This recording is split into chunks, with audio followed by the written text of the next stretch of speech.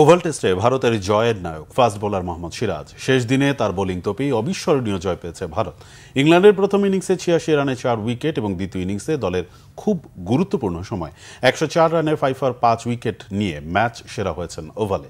শেষ দিনে ইংল্যান্ডের ৪ উইকেটের মধ্যে ৩টিই তুলে নেন সিরাজ। ইংল্যান্ডের হাতের মুঠোয় থাকা ম্যাচটিতে ভারতকে স্মরণীয় জয় উপহার দেন। সিরিজ ড্র করতে ওভালের শেষ টেস্টে ভারতের জয় ছিল গুরুত্বপূর্ণ।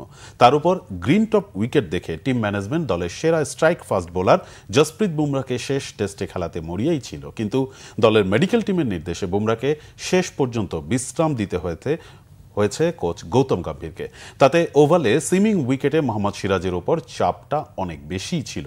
বুমরা না থাকায় ভারতীয় মিডিয়াও হতাশ ছিল, কিন্তু দলের এই কঠিন সময় মোটেও হতাশ করেননি হায়দ্রাবাদ ও আইপিএলে গুজরাট টাইটান্সের এই ফাস্ট বোলার। ২ ইনিংসেই দারুণ বোলিং করে দলের বড় প্রত্যাশার চাপ পূরণ করেছেন তিনি। লর্ডসে ব্যাটসম্যান হিসেবে ভারতকে জয় এনে দিতে পারেনি, কিন্তু ওভালে বল হাতে জ্বলে উঠে অসাধারণ জয় এনে দিলেন। এমন সাফল্যের পর প্রশংসায় ভাসছেন সিরাজ।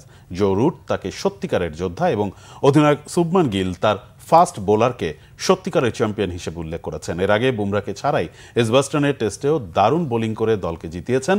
সিরিজে সর্বোচ্চ ২৩ উইকেট নিয়ে প্রমাণ করেছেন ভারতীয় ফাস্ট বোলিংয়ের দায়িত্ব নিতে প্রস্তুত সিরাজ।